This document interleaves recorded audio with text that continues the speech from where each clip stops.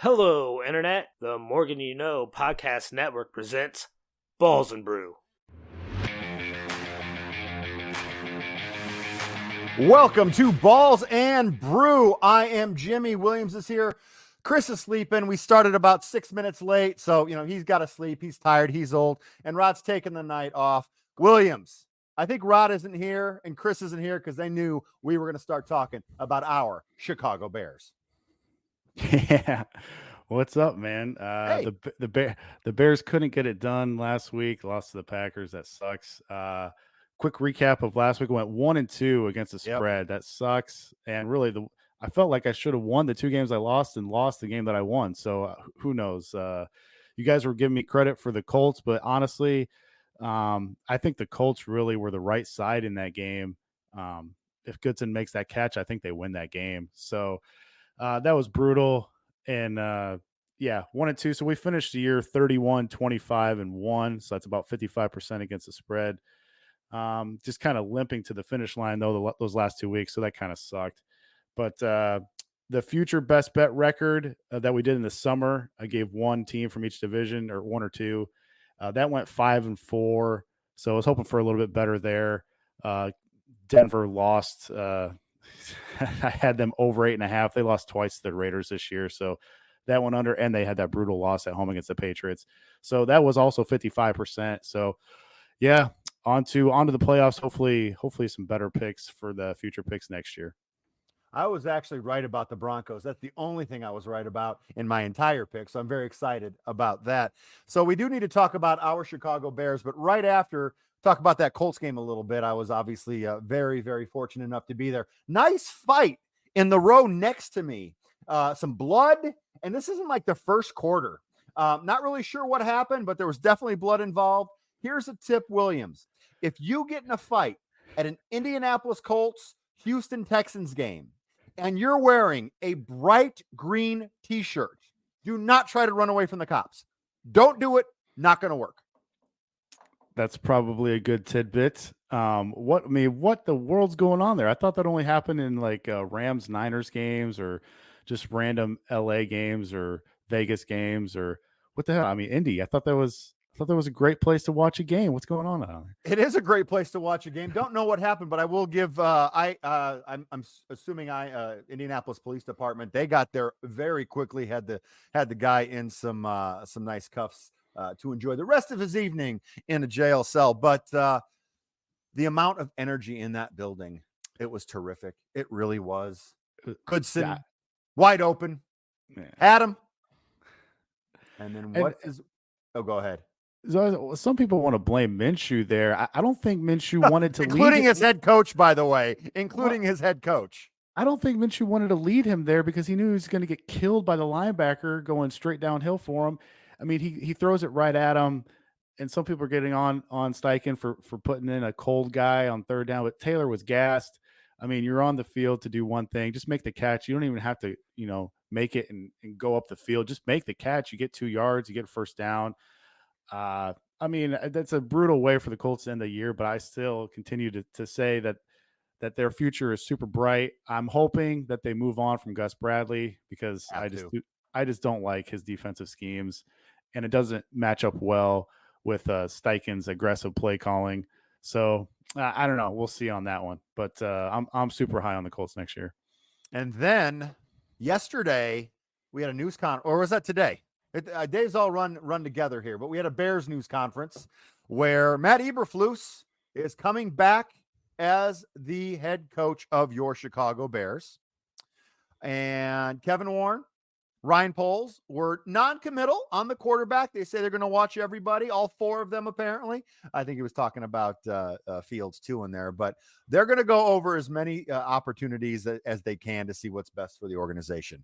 Obviously, we're going to go in a new direction with the offensive coordinator. Getsy gone. Very good call there. Flus coming back, or Eber, apparently some people call him as well. Williams, your thoughts on Eberflus coming back? I mean, we touched on it last week. It's just like the Bears always have 1 foot in, 1 foot out. It seems like they can't just get rid of everybody or bring everybody back. And then it's not like there's a bunch of awesome head coaches out there right now. I mean, What is going on? The Bears need to reassess their plan here. And not only the Bears, but I think the Jets and the Saints too. Like, why are the Jets bringing back Robert Saleh? Why are the Saints bringing back Dennis Allen? I mean, it just doesn't make any sense to me. Does it make sense though that you want a little bit of continuity moving forward? Because apparently everyone inside Hallis Hall, except for probably some coaches that got fired today, like Eberflus, love playing for him, love working for him. Doesn't that say something just to kind of keep that continuity going, or should we just not even worry about that? Maybe. I mean, he did do a good job of like keeping the everything kind of going after what could have been like a really disastrous PR nightmare in the first couple of weeks Sure. with what was going on inside there, and we still don't even really know all the details with a couple of those stories. But I don't know. When you look at the quarterbacks that the Bears beat this year, it doesn't really. I mean, it doesn't really excite you what he brought with the defense. I know the defense played well down the stretch, but I don't know, man. When you have a chance to, it feels like they're settling. It feels like they're settling. When you have a chance to upgrade, I would say go ahead and upgrade. But who knows? It's the Bears. So Speaking of those upgrades, bad day, bad week to be an over 70 head coach. First of all, bad day to be a very good head coach that people are really shocked that was going to be fired. But we had a lot of big firings, including arguably the greatest coach of all time, Bill Belichick, out of New England, Williams. yeah, that's wild, man. Where does he land up? I mean, where do you have any guesses on where he goes? Well, I want to talk about where people are going. So let's just jump into that real quick, okay? All right. Of the openings, Williams, we have Seattle, New England, Tennessee, the Chargers, the Raiders, Washington, Atlanta, and Carolina, okay? Of those teams, there is one glaring team that stands out to me if I'm somebody who wants to go in and start winning, and that's going with a quarterback. The best quarterback, I think, by far. Now, not even saying our Justin Herbert bias here. Not even saying that. Even Chris needs to admit that Justin Herbert's the best quarterback of this group, right? For sure. Yeah. Okay. So if I'm Bill Belichick and I need however many more wins it is, it's in the teens, isn't it, for best ever? 14 or 15, yeah. 14 or 15.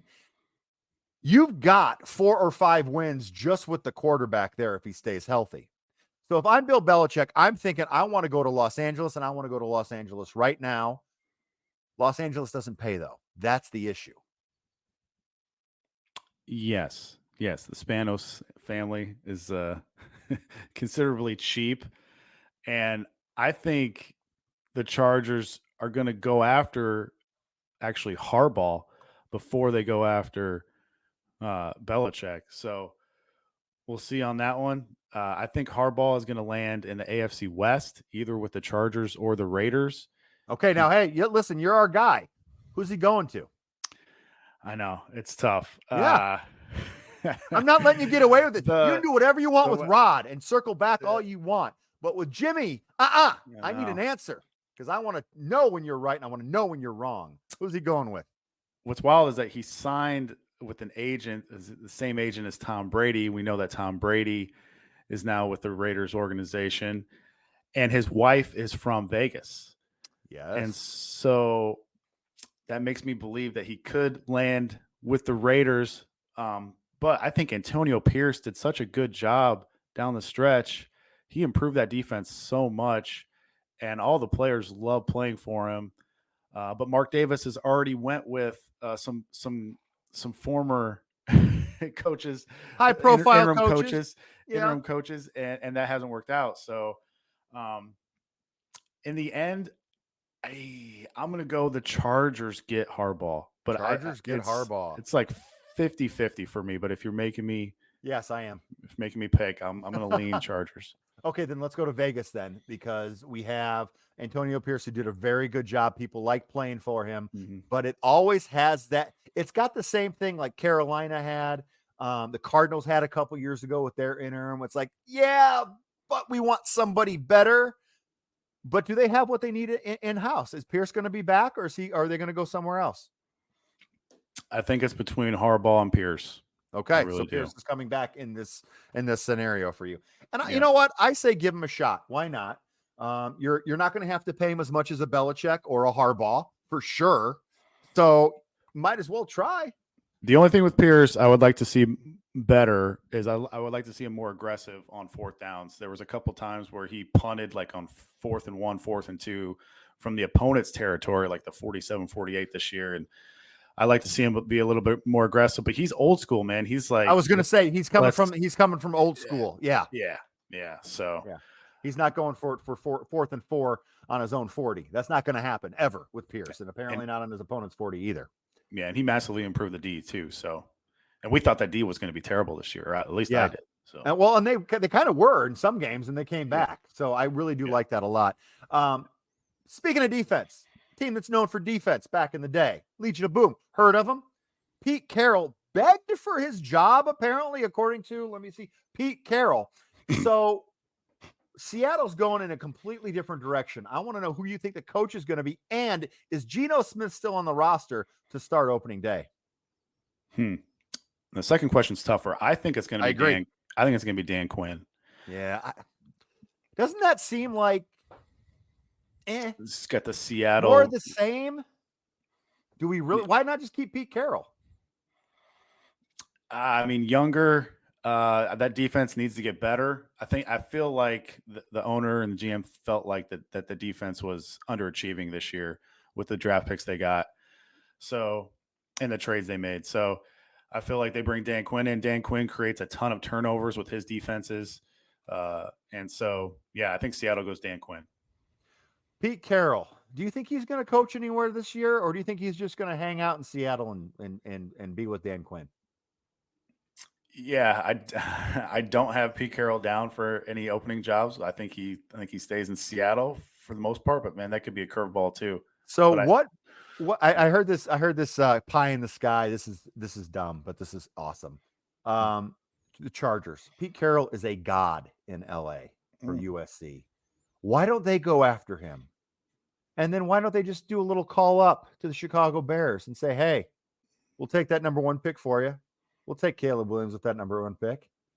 And we'll give you the 20th best quarterback in the NFL in Justin Herbert. Why not? There'd be a lot more picks from the Bears going on that side. But anyway, but honestly though, Pete Carroll to LA seems a no-brainer, really, just to get something going with the Chargers. That would be wild. I mean, he is 72 though, and he seems like he's younger because he's always chomping that gum and jumping up and down. But yeah, I feel like they're gonna go all in to try and get Harbaugh to back to California. So New England today has a big choice to make. In his contract, Gerard Mayo is the successor to Bill Belichick.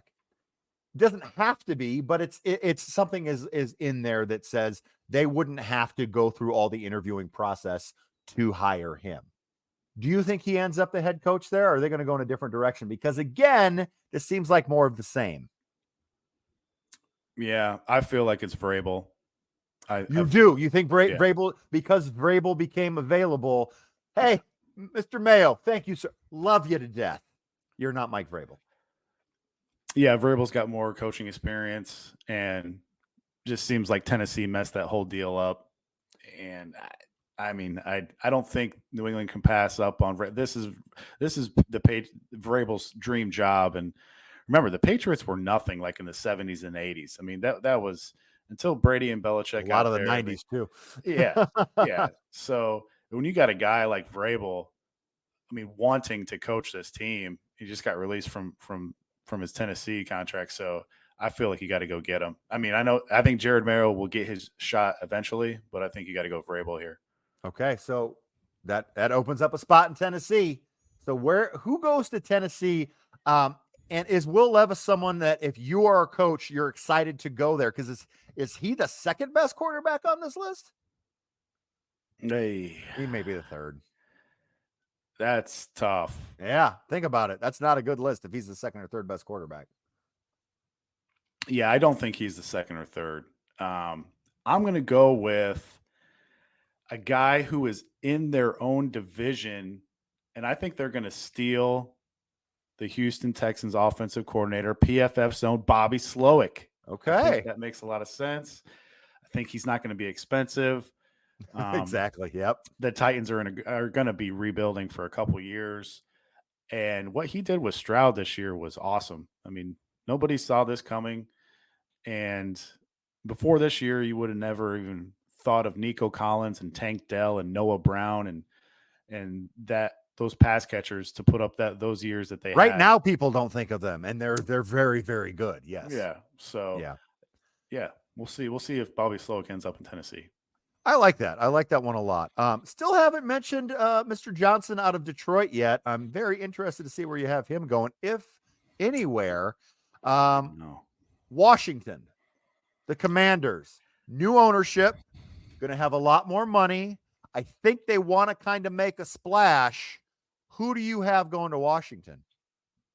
This is tough. This is tough because this could be Belichick, but I think I'm leaning towards just Eric Bieniemy. I'm leaning towards Eric Bieniemy finally getting a shot. But why wouldn't they have fired Rivera, 10 weeks ago and given him a shot then? That's my only concern with Bieniemy, is because you would have thought they would have gotten rid of him. Yeah, I'm not strong on this one, but it feels like this is a chance to finally give him a chance to get his head coaching job. Sure. And it feels like he was in waiting all year, and they just waited. I kind of gave Rivera the respect to finish out the year because he is a vet. And so I feel like they're going to move on to Bieniemy, but wouldn't surprise me if they try to make a splash here. And of course, they're going to look for a quarterback, perhaps in the draft coming up. I believe they have it's the second pick. They do have the second pick this year, so that's going to be kind of enticing for somebody. They're going to get at least maybe a Drake May out of the NFL draft. Speaking of quarterbacks, Atlanta Falcons. Think about if they had an average quarterback. A top 40, like let's say they had Justin Fields, like the 41st quarterback, according to Chris King, who played this year. If they had a competent quarterback in Atlanta, I think the season would have gone a lot better for them. And a competent play caller too, by the way. So Atlanta needs some offense. They need somebody to come in and really reshape that organization. I'm very excited to see who you think's going to Atlanta. So Atlanta is very interesting because this could ride on these playoffs this week. And what I mean by that is if they are rooting, I think, for Philly and Dallas to both win. To both win. They're rooting for them to both win because believe it or not, Sirianni and Mike McCarthy might be coaching for their jobs this week. Yeah. If you can believe that. Of course. So if they both win, Gotcha. then I think it's a better chance that Arthur Blank shells out a ton of money to try and get Bill Belichick. It's a long shot.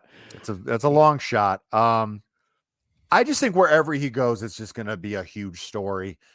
Is Belichick going to not want all the power though? That's the question. Yeah, and he has said that he's open to other people input. Like I don't think he rules his iron fist as what some people think. But then you got to be like, well, is he going to bring his kids along with the coaching staff? And yes, is he just going to bring everybody with him? We're going to see Josh McDaniels back there as well. And they have the 8th pick in the draft. Do you see them? Yes. Like do you see them getting another tight end? No. Do you see them picking up a quarterback in that first round? Or if Belichick's there, don't you think they'd want to get somebody a little bit more established? Yeah, that's tough because I think 3 quarterbacks could go in the first 3 picks, and then Jimmy G, baby, reunite. Could be, yeah. There could be a couple of veteran quarterbacks on the market. That Russell Wilson, yeah.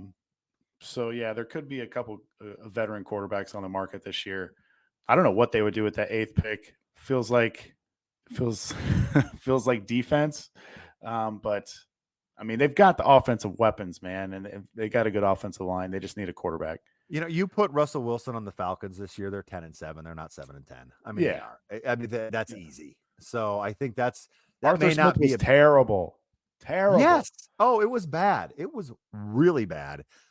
And thank you for that transition, because our final, as of now, opening the Carolina Panthers. And I think this is, with the owner, with the way he's handled situations with the coaches. It goes back and forth. Obviously, Frank Reich said he didn't say, but it was basically said he wanted Stroud, right? Of course, he says that now. Is Bryce Young someone that you think a coach coming in can build upon, or would you want to stay away from this? And then who do you think is ultimately going to get the job?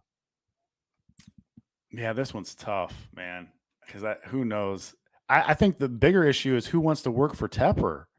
Yes, 100%. I think there could be a coach that could look, man.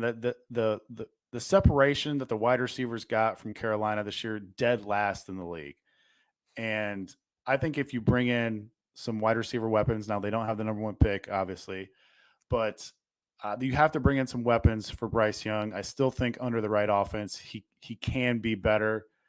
This was a tough year to assess him, so I don't want to totally be out on him. Yeah, but somehow in this, in my predictions here, somehow Carolina ends up getting the guy who I wanted the Bears to get all along, and Ben Johnson. And there's been like no talk about him going to Carolina, so who knows if this happens or not. But with all the dominoes that are falling here, somehow Carolina could end up with Ben Johnson. It just depends on whether or not he wants to go there or not. I've heard that he wants a lot of money, and Tepper has a lot of money. So, I mean, that's where I'm pointing to. And he wants to win. I think Ben Johnson is a fantastic play caller. I think maybe Carolina needs a culture shock too. I don't know if he necessarily brings that as compared to, like, Harbaugh or Belichick, but I just don't see them. I can't see them. I mean, that's just hitting too. Yeah, I don't think that's happening. So to recap, Williams, we've got Seattle going with Dan Quinn, New England going with Mike Vrabel, Tennessee, Bobby Slowick, the Chargers, Jim Harbaugh, Raiders are going to keep Pierce, Washington with Bieniemy, Atlanta with Belichick, and Carolina with Ben Johnson for the early recap there for the new coaching positions that are open. And obviously, we still may have more to come in the next week or so. Now, let's get in the playoffs, bud. We got some games to play. I want a couple of tidbits. I don't need ref stats for all these, all right? Although 1 or 2 is fine. Browns and Texans, 2 teams that at the beginning of the season, we really didn't think they would be in this position, but 2 teams that are also playing pretty well right now. I'm excited to see what you have to say about Browns Texans, because I think it's a win either way, whoever wins this game.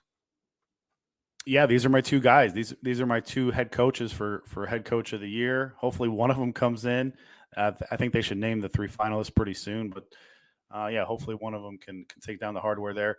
The Browns, so check this stat out, will become the first team since the 1970 merger to play a playoff game without their week 1 starting quarterback, without their week 1 starting running back, without their week 1 starting left tackle, and without their week 1 starting right tackle. Can you believe that? Watson, Chubb, Conklin, and Wills are all on the IR. What a job by Stefanski there. 27% of the Browns' salary cap is on the IR. That's the highest of any of the playoff teams. And then you get to Houston, +7 wins were the highest win improvement in the league. So that tells you right there, these are the 2 front runners for coach of the year. I mean, Stroud was fantastic all year versus that zone cover 3. But when the Texans faced their top 2 toughest pass defenses this year, in the Jets and the Browns, they lost both those games. And no coincidence that both teams play a ton of man. In Stroud versus zone, he was top 3 in EPA per dropback. Versus man, Stroud was bottom 5 in EPA per dropback. And since week 9 versus man, Stroud grades out as dead last, if you can believe that. So he goes from playing the number 2 zone-heavy team in the Colts. That's why I liked that matchup for Houston last week, to the number 1 man-heavy team in the Browns. And, Cleveland -2, taking 71% of the money. That's +7% of the handle in this one. I don't really have a pick for this one. I think it's going to be interesting. I would lean Browns barely, just because of the experience that Flacco and that defense has over the rookie quarterback and the rookie head coach. So yeah, I did forget to mention that. Sorry, I'm not the host of the NFL show usually. Okay, it's my bad. We was going to have one pick for us this week because there's just a lot of tidbits going on. In one of the biggest losses, I think, in probably a decade or so, by the Miami Dolphins when they lost that game, they have to go to Arrowhead now to face the Chiefs in frigid temperatures that the Chiefs can't practice in all week, even for a little bit, where Miami right now isn't in the negatives. How do you think that's going to play in for the Chiefs and Dolphins? Yeah, this is a bummer, man, because I had Yep.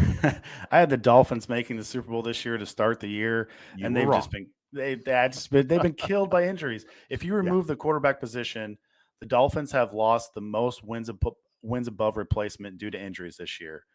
Now they do get right guard Robert Hunt will be back.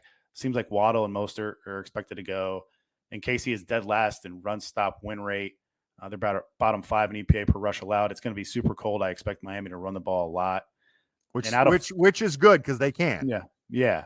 And out of 43 qualified passers, when kept clean, Tua is number 1 in yards per pass attempt, 7th in adjusted accuracy. But when he is pressured, he's just 27th in yards per pass attempt, 39th in adjusted accuracy. You talk about the Dolphins D. They're without Jalen Phillips, without Bradley Chubb, Xavier Howard, Jerome Baker, Cam Good, Andrew Van Ginkel. I mean, the list goes on and on. Miami's plus 4.5 is taking 55% of the money, 13% of the handle. And that, like what you said, the temperature, the Dolphins have lost 9 straight games under 40 degrees. That dates back to 2017. And Tua has never won a game when the starting temperature is 48 degrees or colder. It's going to be much colder than that. 48 degrees or colder. Yeah. Wow. He needs to wear that. He needs to wear that diving suit that Tom Brady used to wear underneath just to make sure he keeps warm. Yeah. This is the only game I have ref stats for. Brad Rogers is reffing this game. The Chiefs have played 3 games with Rogers reffing. They're averaging just 2 penalties per game in 3 games. That seems ridiculously low. And as for the Dolphins, they've had Rodgers in 2 games. They're averaging almost 10 penalties per game. Not a fan of Miami. Yeah, Chiefs are 3-0 on the money line with Brad Rogers officiating this season. I jumped in on the Chiefs money line earlier in the week. I got that at like minus 164. Now it's up to like minus over 200. So I would lean towards Chiefs just money line here. I don't love laying points with this terrible Chiefs offense, if you can believe that, with Mahomes. But I just think the Dolphins are just so banged up. They're going to have to try and run the ball here and try and get out with a win. But man, it's going to be so cold. And this sets up perfectly for the Chiefs too, because the Dolphins played a late Sunday night and now they have to play on Saturday and short rest. It's brutally cold. I lean Chiefs money line here. I think a loss by the Chiefs here would say so much, and I think a lot would change by next year. I mean, obviously, I think Matt Nagy would be gone. It's our boy. Well, hey, listen, he can call all the plays to throw the receivers, and the receivers can be there. Matt Nagy cannot catch the ball. Neither can his receivers, but Matt Nagy cannot catch. True. But, man, I mean, coaching is so valuable in this league, and Matt Nagy is just not it. Not it. Big pressure game for your Dallas Cowboys. Big pressure game. Chris King I'm sure he's got to be worried because the Packers have a little confidence, maybe a little cockiness going right now. And Jordan Love is playing well. Do you think the Packers have it in them, or is the Dallas defense just going to be too much? Yeah, this game's interesting. The Packers are the youngest team to reach the playoffs since the 1974 Bills. They've won 6 of 8, backed by Jordan Love's 18 touchdowns to 1 pick, if you can believe that. And post-bye, this Cowboys D has not been great. 48% of passes and 44% of runs have graded successfully against them. That's 21st and 30th in the league. And the Cowboys, believe it or not, have played a bottom 10 schedule of opposing offenses as well. So they take a massive step up here playing this Pack offense. What this defense does do well, number 1 in pass rush win rate for the Cowboys. But the Packers are number 2 in pass block win rate. And since Thanksgiving, Jordan Love is number 2 in EPA plus completion percentage over expectation. That's a fancy QB stat. Packers are third in the league in points per game scored on the road this year, believe it or not, being the youngest team. And all 5 of their losses on the road have been by 4 points or less. Wildcard trend, single digit road dogs are 46, 16, and 1, 74% against the spread since 2003. And so, yeah, I mean, Stephon Gilmore is battling a shoulder injury, and Love has been better, far better versus man this season. Dallas plays man at a top 4 rate. So I think this +7 is too much here. I would lean Packers +7. And I'm telling you what, man, Mike McCarthy better be careful, because if this game is close in the end, you know how bad at time clock management he is. And Mike Florio, the reporter on NBC Sunday Night Football, came out and said, don't be shocked if one of these playoff teams, if they go out with an early exit, if there could be a coaching change. And I looked at everyone playing, and I was like, the only guy that registers to me is Mike McCarthy. So we could get to another guy a little bit later where that would seem crazy to me. But Mike McCarthy better win this game if he's Mike McCarthy. If you're a Cowboys fan, I don't know what you root for. It'd be interesting to see what Chris thinks. You root to win. That's what Chris is going to think. Rod says that they should lose to get the better draft pick, but they should. And hey, I'm by not the even, way, I'm not even talking about a draft pick. I'm talking about a possible coach that could be out there. And you know what Chris thinks about that possible coach. And that would be so interesting. That would be amazing. If Jerry Jones could put his ego aside and hire Bill Belichick. Oh my God. What would also be amazing if one of our viewers right now, if you have any questions or comments, please throw them in the chat and we'll get to them for sure. It's at the Morgan at Twitter, but you can just throw it in. Williams, I want an actual pick from you here. Okay. I want to pick. This is my favorite game going forward. I think the Lions and Rams is fascinating on every area. I step on your toes. So I want you to give me some stats, and then I want to pick Lions and Rams. Go. Yeah, first time Detroit is hosting a playoff game in 30 years since Brett Favre and Sterling Shepard broke their heart in 1993. First time ever where we have a game where both quarterbacks are going up against their former team. That's interesting. I think the Rams have ran exceptionally well this year. And that was the one future that I was way off on. I took the Rams under 6.5, but man, I don't think anybody saw this coming here. Puka Nacua, a random 5th rounder, sets all kinds of records. The O-line has massively overachieved. The D-line has massively overachieved. Stafford, who was coming into the year with a spinal surgery, I mean, basically strung together with rubber bands and plastic. He's had a fantastic year. And Kyron Williams, who ran a 4.6 at the 40 at the combine, which is not great for a running back, he goes ham all year and becomes a top 5 running back in the league. You're like, what? How did all this go right for the Rams? They won, I think, 7 out of the last 8, but they also won 3 games this year by 1 point. They also won an overtime game against the Colts. Everybody loves them as their darlings for not just this round, but the whole playoffs. I've heard people make the case for them to be the NFC representative this year, which just blows my mind. Really? I can't see that at all. Rams +3 are taking a bunch of money, but I'm on the other side here. I think Detroit -3 is the play.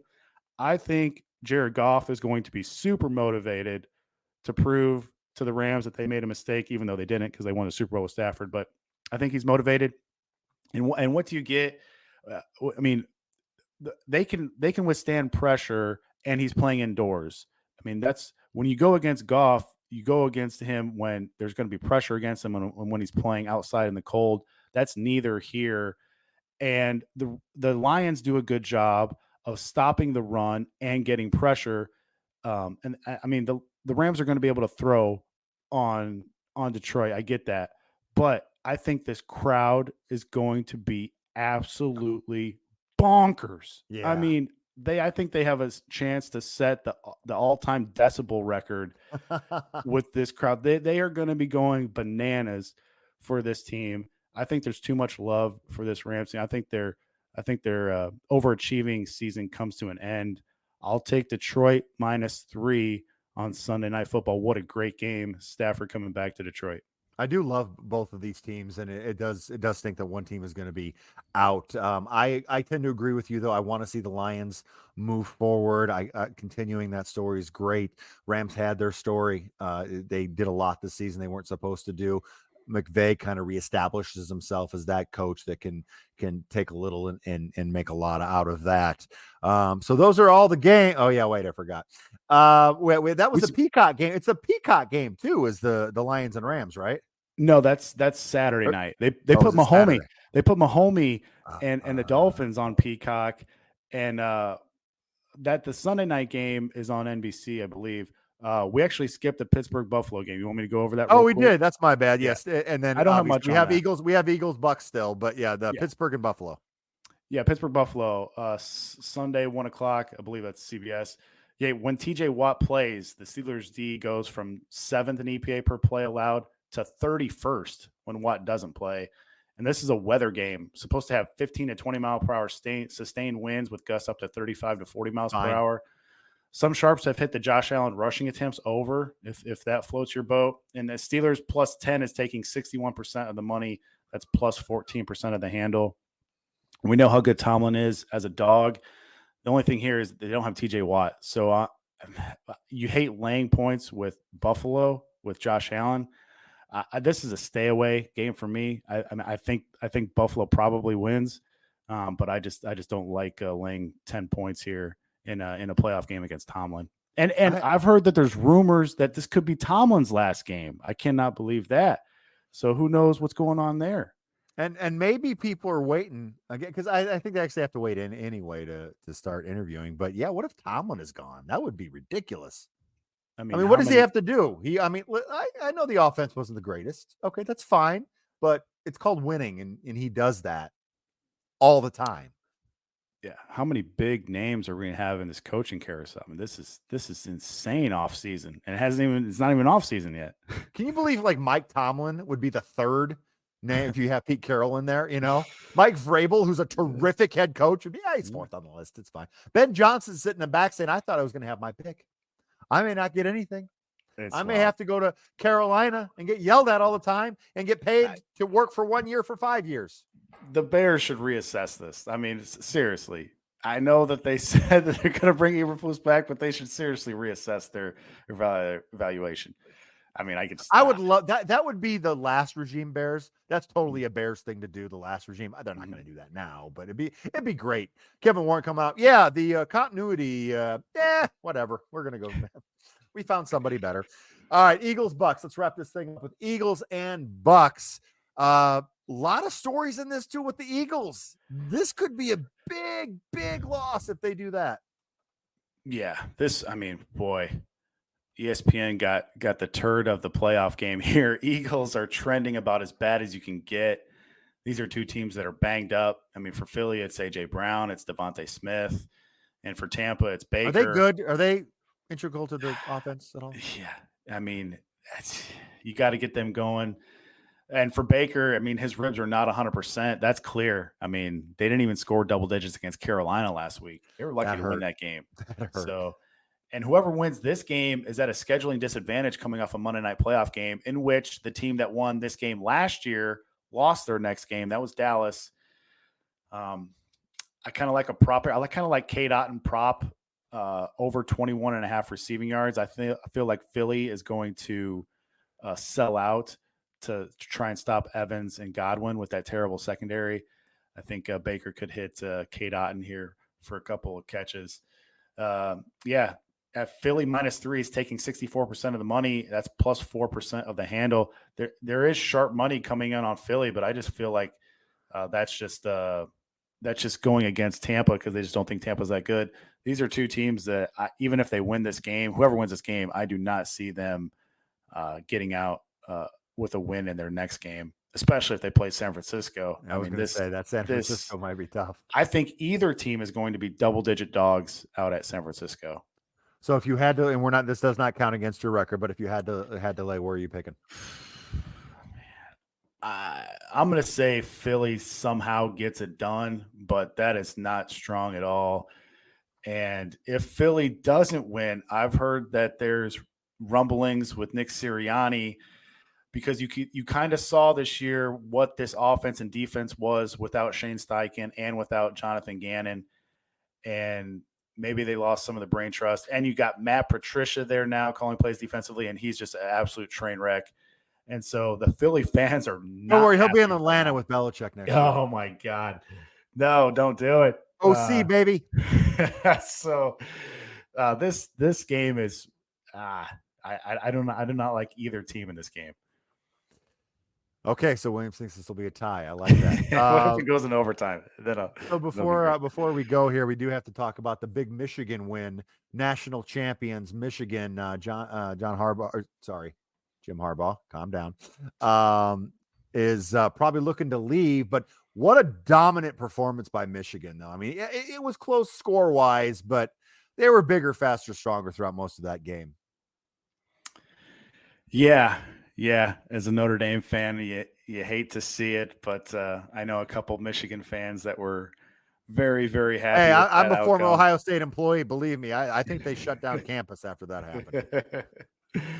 So, yeah, Washington missed a couple plays, and you can tell right from the start that they were just a little off. And I think, I tell you what, man, if there becomes another coaching vacancy, I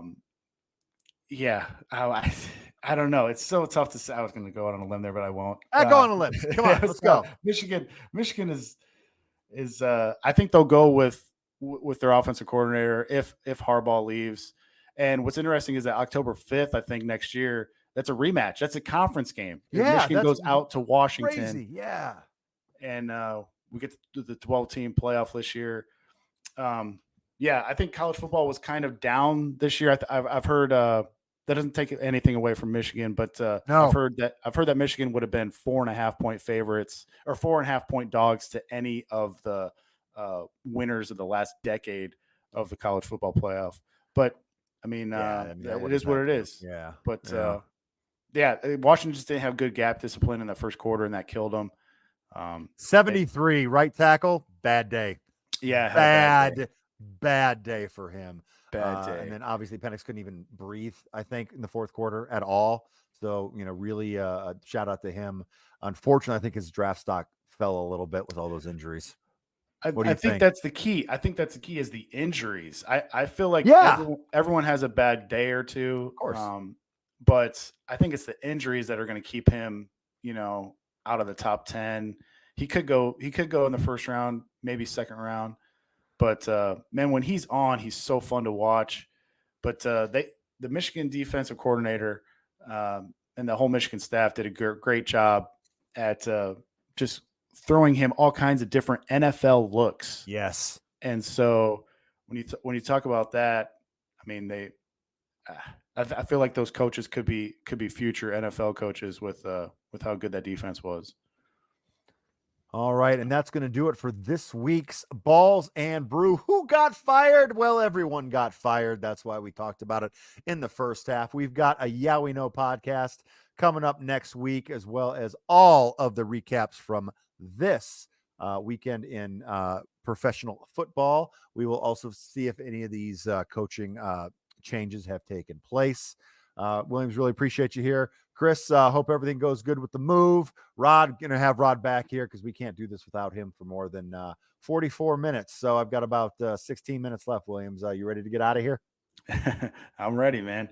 Yeah, thanks for having me on. And it was a fun year, and hopefully these playoffs are awesome as well. And I'm sure there will be.